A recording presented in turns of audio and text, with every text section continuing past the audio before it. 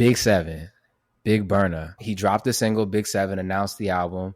I told them project is probably going to be a hip hop album. We've seen enough to know that, right? Top of the World came out with 21 Savage. This record, he's in there with Swiss Beats. We saw Busta Rhymes in it. There's rumored J. Cole features. So this is probably a hip hop-esque album. This song came out. We'll talk about the song. Then we'll talk about the controversy of the song. And then I will end the Diaspora Wars once and for all. What did you think of the song? I thought the song was pretty good. I had to give it a quick listen because I was mostly on that Travis and the Adekunle Gold, but I thought the song sounded pretty good. I mean, if he's doing a hip hop album, I'm definitely gonna listen. I don't know if I'm gonna be as excited for that as I would like a normal Burna album, but I mean, it'll be good to hear him get that on different sounds within it. I guess it'll probably be a more Americanized sound, global sound for him at least. And I don't know. I think it's gonna be a good project though. I think I love the song. We've been waiting on the leak forever, and the song delivered. You know what I'm saying? It's only so many times where you hear a leak so many times, like the K-pop record. We listened to that. I heard him partying to that wherever he was at, and I'm like, this is a hit. Then we heard it, and it wasn't a hit. I think this is still a hit. I think he hit it out of the park. What I will say about it being a hip hop album, Burna Boy can rap his ass off. I feel like if you go throughout his catalog, he has verses and he has songs where he's just really spitting, and a lot of people don't recognize it as that because it's not always all English. You know what I mean? I feel like this is the big album where he might just lean completely into like all English or mostly English, because this is him trying to appeal to a more Western audience in a bigger way. But there's songs like Lanu, the song with Black Sheriff. There's a bunch of songs where he's like really rapping, and I think people are going to be surprised when the full project comes out. Now, the controversy comes with, shout out Afrobeats Intelligence, Joey Akin. He tweeted, and he has some distaste for Burna Boy, saying that he doesn't make music for Nigerians anymore. And so he tweeted this a couple of days ago saying it's official. He's no longer making music for us. He's no longer making music for Africans. Burna Boy isn't making music for us again. The thing he's been trying to tell us for a long time, that he isn't a Nigerian artist. He's finally acting it out in his career. Yes, he started off as an Afrobeats artist, but his creative ambitions are finally beyond our borders. That's why you get Tony Braxton and Brandy and his recent successes. That's why you get Taliban's too. That's why you get a full incursion on the Caribbean flavor in his art. This isn't limited by African geography and the sonic ties it offers a creative spirit. He's flown away, far away from blah, blah, blah. His next project will seal his fate, a projection to a culture that didn't nurture him nor nursed him during his days of trials and trivials. But as long as he's fine with it, I'm fine with it. So that's at 1.7 million views. So I followed it up and I said, Burna Boy is making black music. Maybe not the local sounds he started on, but he's making black music and showing how versatile we are. And the Diaspora Wars today with an exclamation point. And a lot of people interacted with the tweet. That was probably one of my most liked and retweeted tweets. And I want to end the notion that that these genres came into fruition by way of one country or one tribe. I want to end it today. So I've mentioned this prior. Fela Kuti started making music when he was young. He then went to school in London to learn about composition. And he learned a lot of jazz while he was there.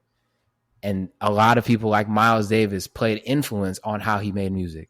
And then in 1969, Fela Kuti went to Los Angeles and was quoted saying how much of an effect the Black Panther Party had on his ideology and his political beliefs and how he made music.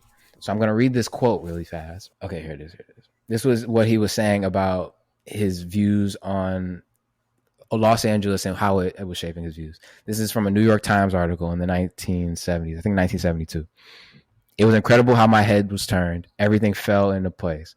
Fela says, for the first time, I saw the essence of blackism, black nationalism.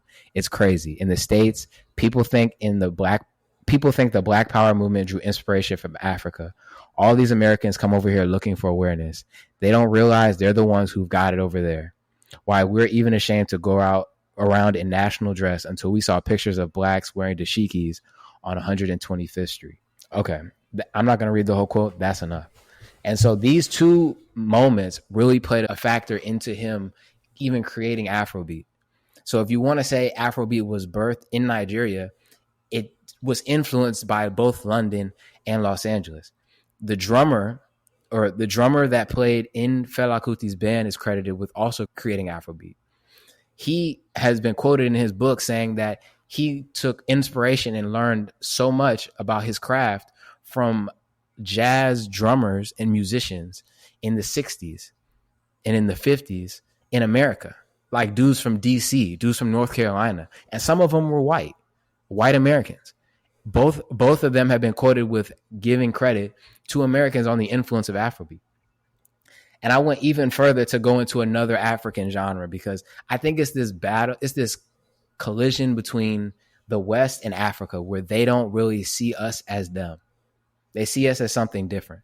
And it doesn't bother me because they can't tell me who I am. So I don't really feel attacked by it, but I just want to dispel the notion because it's like, we're all the same. So it's like, we're playing these diaspora war games where we're all going against each other. And it's like, bro, these names we're calling each other. The last piece of evidence in terms of the African genres being created by other things, I think this quote really emphasizes the Black Atlantic theory, which I talk about a lot on here, basically saying that everything's connected and how one influences the other, and it's a continuous feedback loop. This is a journal article called The Early History of West African High Life Music by John Collins, right? So on the first page, it says, the Black New World influence is apparent in Africa's very first popular fusion music called Gome or Gombe, which developed in the West African country of Sierra Leone in the early 19th century. For African, Gombe grew out of the Gumbe. I'm going to put this all up on the screen, so if I'm butchering this, you can read it as well. But Gumbe framed drums brought by freed maroon slaves from Jamaica who were settled in Freetown, the capital of Sierra Leone, by the British. By the mid-19th century, Gombe became a craze among the coastal population of Sierra Leone and later spread inland to other parts of West Africa and Central Africa. This is not so surprising, as Jamaican Gumbe drumming itself was created by slaves who originally came from West Africa and brought their musical ideas with them. In a sense, the freed maroon slaves from Jamaica were simply bringing back to Africa African music that had already been adapted to the New World, thus completed what can be considered as a centuries-old transatlantic musical feedback cycle. African music taken to the Americas by slave, transmuted there, and then brought back to Africa. This quote is important because this is exactly what happened with Afrobeat and Afrobeats today and hip-hop and everything else we've ever made. So if you're saying that Africans created something, they took influence from African Americans. And if you're saying African Americans created something, vice versa, they got influence from Africa. So if you are fighting about anything in the diaspora wars, we just out here acting stupid and looking stupid. It doesn't make any sense to me. It's one of those things when they say like, he's not making music for us anymore. Who is us? Like, to encapsulate us as like just Nigeria, it's like, I think it's almost, I don't want to say small-minded, but it's just like, there's so many of us and it doesn't make any sense to isolate anyone because we're all getting fucked in the end. Like, we don't own any of this shit anyway. Right. I think what I could say about that is that music itself is this expression of your, like, just where your artistic mind is. And I feel like Black people have always been one of the most creative groups on the planet.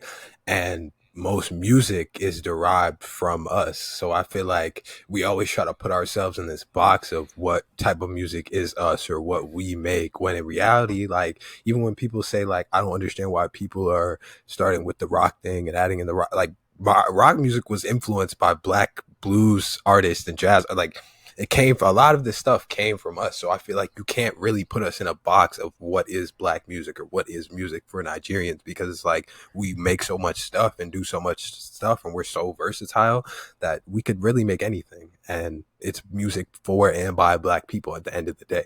So I feel like, yeah, we'd be fighting over nothing. Like, that's just the thing in the black community, is to argue and bicker with each other about nothing, things that don't matter. Literally, bro. And it's so crazy to see some, and I guess this isn't the entire sentiment, because a lot of people enjoyed the music and I enjoyed it. So I guess at that, it should stop there. But I just think it's interesting to see like Africans saying like, yo, he's gone now. Like, he's pop. And I guess we say it too with some hip hop artists, like, oh, he's pop now. And so I can see how they could feel that way. But it's like, to say it's no longer like African music, or it's like, bro, he's making music with Swiss beats. The fuck are we talking about? What are we talking about? I don't know. Big 7 is here. I told them on the way. The album drops at the end of August. That's all I have to say on that. I had to sit on my little soapbox for a second.